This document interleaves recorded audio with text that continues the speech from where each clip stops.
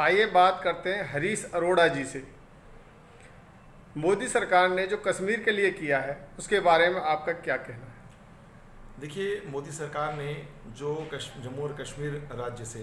धारा 370 के कुछ प्रावधानों को हटाया है, वो विशेष रूप से हमारे लिए इसलिए भी ज़रूरी था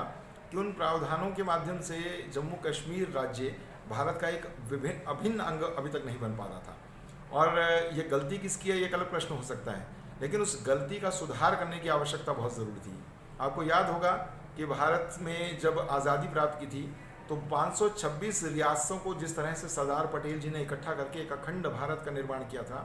उसी धारा पर चलते हुए मोदी जी ने इस 370 के उन बंधों को हटाया जो भारत के इस अखंड भारत के अखंड राज्य को उससे अलग करने का प्रयास करते थे।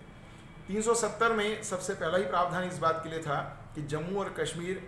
भारत का एक अखंड अंग रहेगा।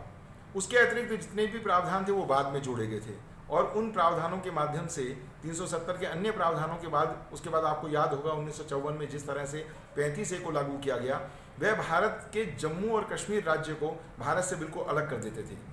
आवश्यकता थी कि हम उस अखंडता को बनाए रखें, और मोदी जी ने इस बात के लिए पूरी तरह से तत्पर होते हुए अमित शाह जी के साथ मिलकर और अपनी पूरी कमेटी के साथ मिलकर ये निर्णय लिया कि हम भारत के इस अखंड राज्य को भारत का अंग पूरी तरह से स्थापित करके दिखाएंगे। और मुझे इस बात का गर्व है कि प्रत्येक भारतीय को इस बात का गर्व है कि वह 370 के उपबंध पूरी तरह से हटाए गए, और आज जम्मू और कश्मीर जो राज्य के साथ साथ अब केंद्र शासित प्रदेश बना दिए गए हैं, ताकि वहाँ पर केंद्र के माध्यम से बहुत सारे विकास के कार्य को आयोजन किया जा सके। और इसके लिए आप देखेंगे कि जम्मू कश्मीर के लोगों से अगर आप बात करके चलें, लद्दाख के लोगों से बात करके चलें, वे सभी बहुत प्रसन्न हैं।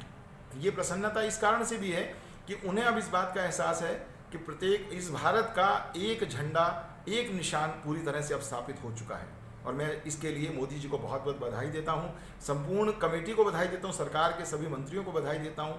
ताकि और उन लोगों को भी बधाई देता हूं जो इस समय पक्ष में नहीं है लेकिन विपक्ष में होते हुए भी उन्होंने अखंड भारत के निर्माण में अपनी सहभागिता अपने वोट के माध्यम से दी।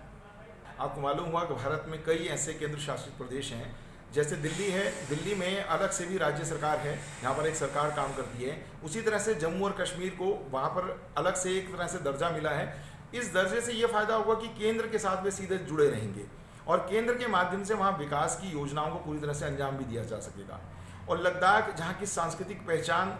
जम्मू और कश्मीर में उसका अंग होने के बावजूद भी उसकी पहचान, उसकी जो सांस्कृतिक प्रतिष्ठा थी वो धीरे धीरे खत्म हो रही थी। और कारण क्या रहे, ये कारण बहुत सारे हो सकते हैं, राजनीतिक कारण भी हो सकते हैं, लेकिन उन सारे कारणों से ऊपर उठकर लद्दाख के लोगों ने अपनी एक मांग जो कई वर्षों पहले रखी थी, पिछले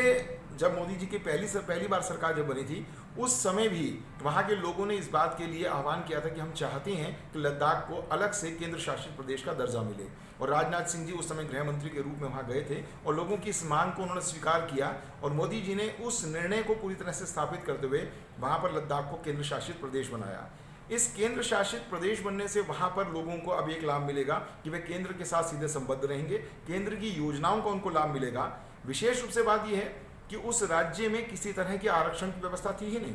उस राज्य में लोगों को जो समान अधिकार मिलने चाहिए, हम समता के अधिकार, समानता के अधिकार की बात करके चलते हैं, हमारे संविधान में सभी को अधिकार मिले हुए हैं, लेकिन जब तक जम्मू और कश्मीर 370 के अधीन बनकर चल रहे थे तब तक उन लोगों को वे अधिकार नहीं मिल रहे थे।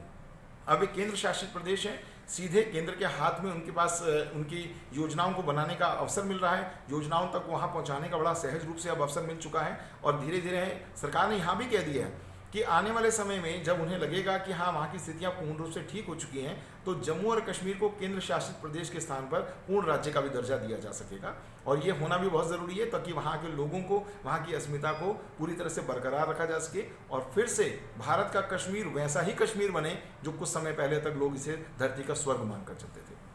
Thank you sir, focus news से बात करने के लिए धन्यवाद। बहुत बहुत धन्यवाद आपका।